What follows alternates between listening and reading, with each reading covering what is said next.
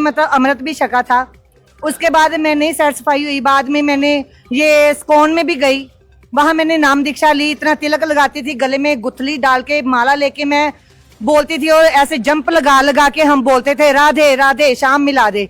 तो जबकि मतलब जब मैंने संत रामपाल जी महाराज जी ने ग्रंथ खोल के पढ़ाया कि इसमें ये मंत्र तो है ही नहीं, ओम नमः शिवाय, ये राधे राधे, ओम भगवते वासुदेवाय, ऐसा कोई मंत्र जाप है ही नहीं। तो ये लोग हमें मूर्ख बना रहे हैं, ये बुद्धू बना रहे हैं। अगर हम छूटे हैं तो मैं यही चाहती हूँ कि अगर हम छूटे इस जाल से तो मेरे जितने भी ब्राह्मण भाई, हिंदू भाई जितने भी हैं, वो इस जाल से, इस नरक से बाहर निकले। क्यों बुद्धू बना रहे हैं? वो भोले भाले इंसान हैं जिनको इन झूठे गुरुओं ने अंधा कर रखा है, उनको अंधी जो पट्टी पड़ा रखी है, उनको कोई समझ नहीं है। आप मुझे एक बात बताइए, आप किस आधार पर कह रहे हैं कि किसी कथावाचक को और किसी धर्म गुरु को अपने शास्त्रों का ज्ञान नहीं है? आप ये कैसे कह सकते हैं? ऐसा है कि जैसे हम काफी कथाएं हमने सुनी हैं और वो क्या करते थे कि श्रीमद् भगवत गीता जी में जैसे श्लोक में मंत्र लिखे हैं, जैसे व्रज शब्द है इसमें और उसका मतलब होता है कि जाना, और इन्होंने उसका शब्द का अर्थ कर दिया आना।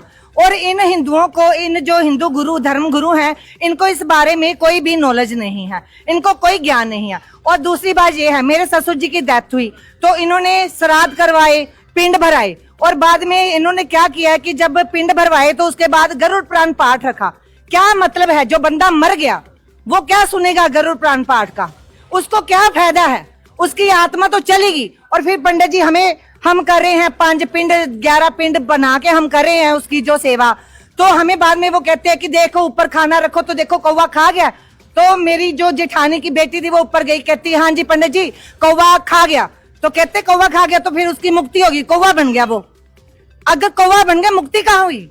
रहा तो वो जानवर का जानवर, क्या उसको मुक्ति हुई? क्या मोक्ष मिला? हमें ये जरूर सुनते थे मोक्ष होता है, लेकिन हमें इसका कभी नहीं आता था मोक्ष होता क्या है, कैसे होता।